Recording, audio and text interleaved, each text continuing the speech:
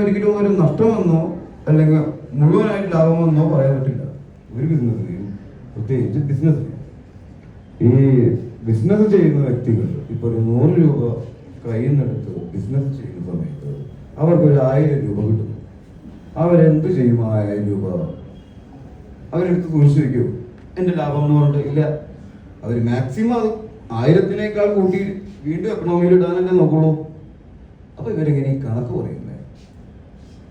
Actually ഒരു 560 അല്ലെങ്കിൽ 360 പറയുന്ന കണക്ക് ഇതാരും എണ്ണി നോക്കാനോ കണക്കൂട്ടി നോക്കാനോ പോകുന്നില്ലല്ലോ. പരിപാടികളോടെ ഇത് നടക്കുന്നുണ്ടല്ലോ. അത് തന്നെ എക്കണോമിയിലേക്ക് നമ്മൾ കാശിടുന്നു, അത് തിരിച്ചിടുന്നു, വീണ്ടും ഇടുന്നു. Business is moving on.